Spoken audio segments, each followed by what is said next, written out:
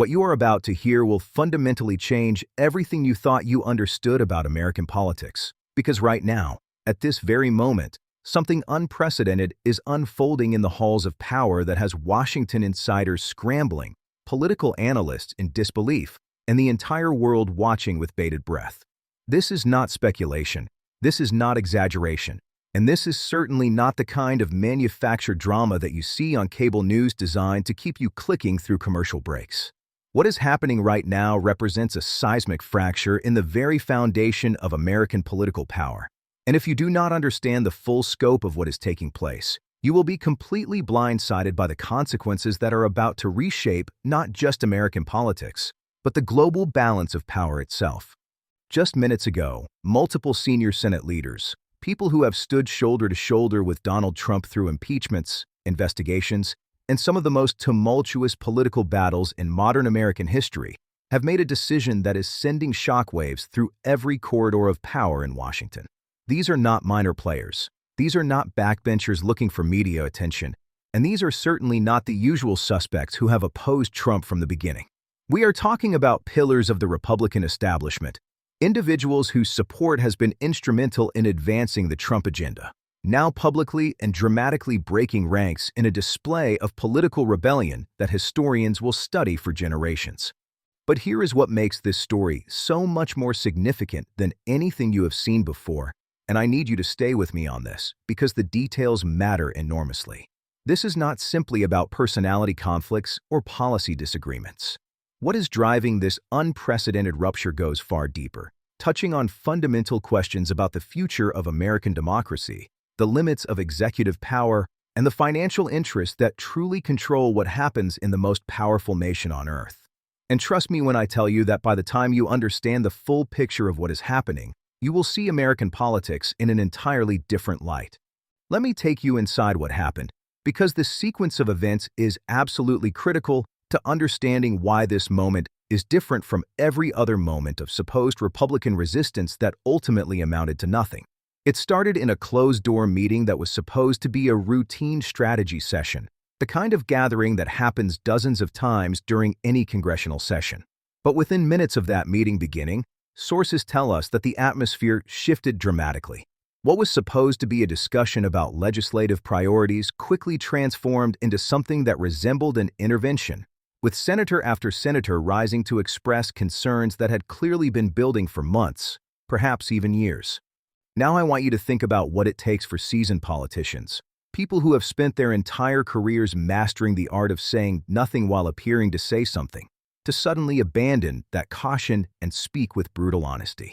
These are individuals who understand better than anyone that political survival often depends on strategic ambiguity, on keeping options open, on never burning bridges that might need to be crossed in the future.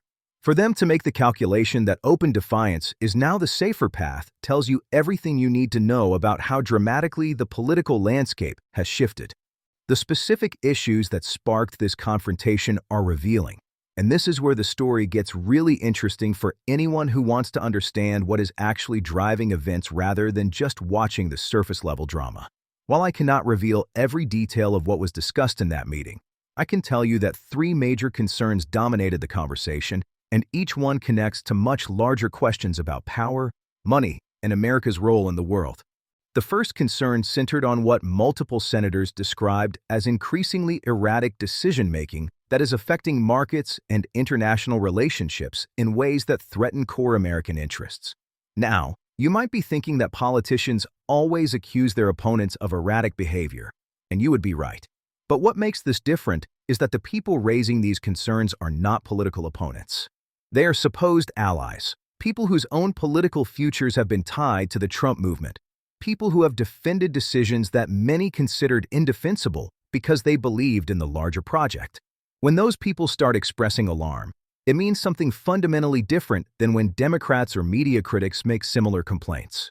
The second concern, and this is where the money angle becomes absolutely crucial, relates to specific policy decisions that are affecting the financial interests of major Republican donors in ways that simply cannot be sustained. And I need you to understand how Washington really works here, because what I am about to tell you is something that most political coverage completely ignores.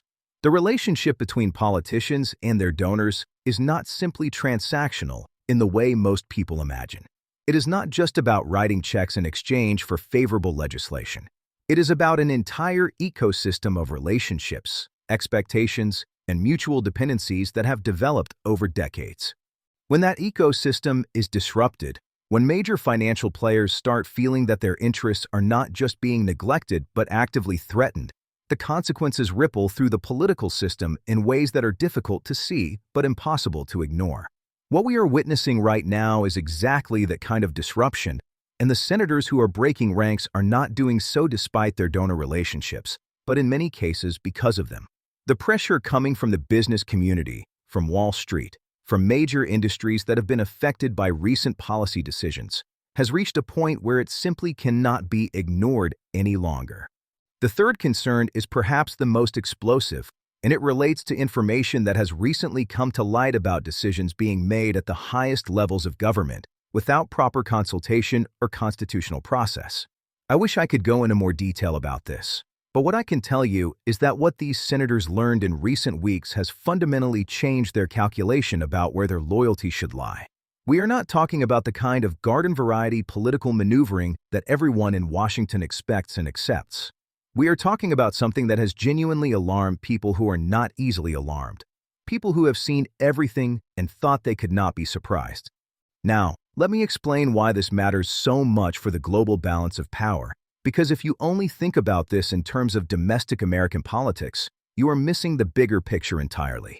The United States remains the most powerful nation on Earth, with a military reach that spans the globe, a financial system that underpins the entire world economy, and a network of alliances that has shaped international relations for 3/4 of a century.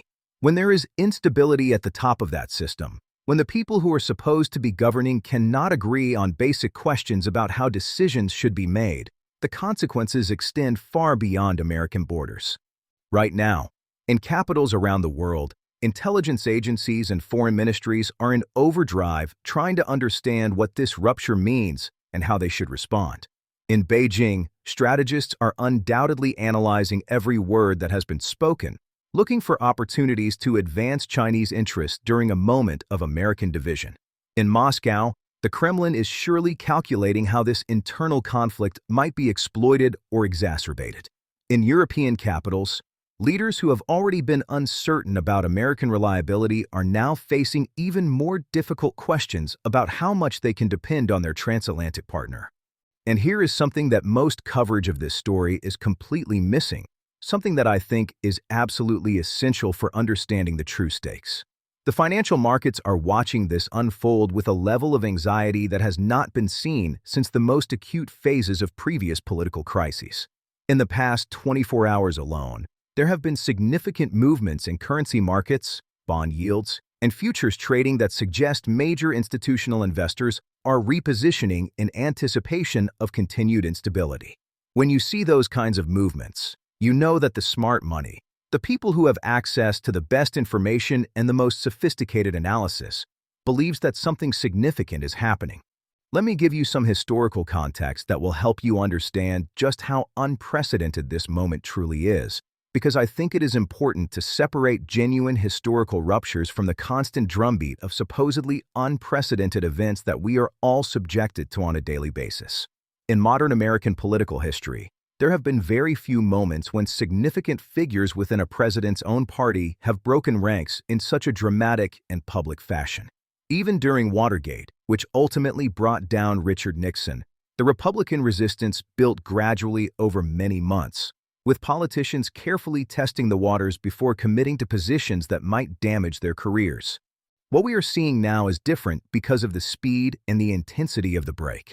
This is not a gradual distancing, not a careful hedging of bets, not the kind of slow-motion abandonment that gives politicians cover to say they acted only when they had no choice. This is a rapid, unmistakable, and in many ways irreversible declaration of opposition that will define the political identities of everyone involved for the rest of their careers. The senators who have taken this step know that there is no going back, which tells you how serious they believe the situation to be. But I also want to address the skeptics who might be watching this and thinking that we have heard all of this before, that Republican resistance to Trump has repeatedly failed to materialize into anything meaningful, that the party always falls back in line when it matters. And I understand that skepticism because it has been earned through years of watching supposed turning points turn out to be nothing of the sort. How many times have we heard that this time is different, only to see the pattern repeat itself? Here is why I believe this time genuinely is different, and I want you to evaluate this argument for yourself rather than simply accepting my word for it. The difference comes down to mathematics and money, two factors that always trump ideology and personality in the long run. The mathematical reality is that the coalition that has supported Trump through previous challenges is showing genuine fractures, not just at the margins, but at the core. When you look at polling data, when you look at fundraising numbers, when you look at the actual mechanics of political organizing, you see signs of stress that were not present even during the most difficult previous moments. And the money factor is perhaps even more decisive. The donor class, the network of wealthy individuals and corporations that ultimately funds the machinery of American politics, is sending signals that have not been sent before. I am talking about major figures who have supported Republican candidates for decades, who have written checks through every controversy and every scandal, who have been the financial backbone of conservative politics in America. These people are not walking away because they have suddenly discovered principles they did not have before. They are walking away because they have concluded that their interests are better served by a different path. Now, let me tell you what I think happens next, because understanding the likely trajectory of events is crucial for anyone trying to make sense of this situation. In the immediate term, we should expect to see attempts at reconciliation and damage control. There will be meetings, phone calls, intermediaries dispatched to see if bridges can be rebuilt. Some of the senators who have spoken out may soften their positions under pressure, and the political media will be watching closely to see whether this represents a genuine break or simply another round of theatrical resistance that ultimately leads nowhere. But the underlying dynamics that produce this rupture are not going away, and that is what makes me believe that we are at the beginning of something rather than the end. The financial pressures, the donor concerns, the policy disagreements, the constitutional questions that have been raised, none of these issues will be resolved by a few phone calls or a strategic retreat. They are structural problems that have been building for years and have now reached a point where they simply cannot be contained. What does this mean for ordinary Americans, for people who are not political insiders, who are not donors or lobbyists or cable news pundits? I think it means that we are entering a period of genuine uncertainty about how the country will be governed, and that uncertainty has real consequences for everyone. When political institutions are destabilized, when the normal processes of governance are disrupted, the effects ripple through society in ways that are difficult to predict but impossible to ignore. Economic decisions get put on hold, businesses become reluctant to invest, markets become more volatile, and the general sense of anxiety that many people already feel about the direction of the country intensifies. I also think this moment offers an opportunity, although realizing that opportunity will require something that American politics has been notably lacking in recent years. If there are genuine questions about how decisions are being made, about whether proper processes are being followed, about whether the interests of the American people are being served, then having those questions raised publicly and debated openly is ultimately healthy for democracy. The danger is not that these concerns are being expressed. The danger would be if they were suppressed, if everyone in positions of power simply went along with things they knew to be wrong because they were afraid of the political consequences of speaking up. But let me be clear about something, because I think it is important to be honest about the complexity of this situation rather than pretending that there are easy answers. The senators who are breaking with Trump are not heroes acting purely out of principle, and anyone who tells you otherwise is selling you a fairy tale. These are politicians who are making political calculations based on a complex mix of factors that include principle but also include self-interest, donor pressure, electoral considerations, and personal ambition. That does not mean their actions are wrong or that their concerns are not legitimate, but it means we should understand them for what they are rather than projecting motivations onto them that may not exist. Similarly, the concerns being raised about the administration are not coming exclusively from principled constitutionalists worried about the future of American democracy. They are also coming from people whose financial interests have been harmed, from industries that want different policies, from donors who feel their investments in political relationships have not paid off. Again, that does not mean the concerns are illegitimate, but it means we should be clear-eyed about what is actually driving events. And here is something that I think everyone watching this needs to consider very carefully. In moments of political crisis, there is always a temptation to see events through a simple lens of heroes and villains, of good guys and bad guys. That temptation is understandable because complex situations are cognitively demanding and our brains naturally seek simplifying frameworks. But if you want to actually understand what is happening and why, if you want to be able to anticipate what comes next rather than simply reacting to events after they occur, you need to resist that temptation and engage with the full complexity of the situation. Let me now talk about what this means for the global financial system, because I think this is an angle that most coverage is missing entirely. The American dollar remains the world's reserve currency, and that status is not just a matter of historical accident or economic convenience. It is ultimately a reflection of confidence in American institutions, in the stability and predictability of American governance, in the rule of law and the reliability of American commitments. When that confidence is shaken, when major political institutions appear to be in disarray, the foundations of dollar dominance become just a little bit less stable. Now, I'm not suggesting that we are on the verge of the dollar losing its reserve currency status. That would require a viable alternative, and despite the ambitions of China and others, no such alternative currently exists.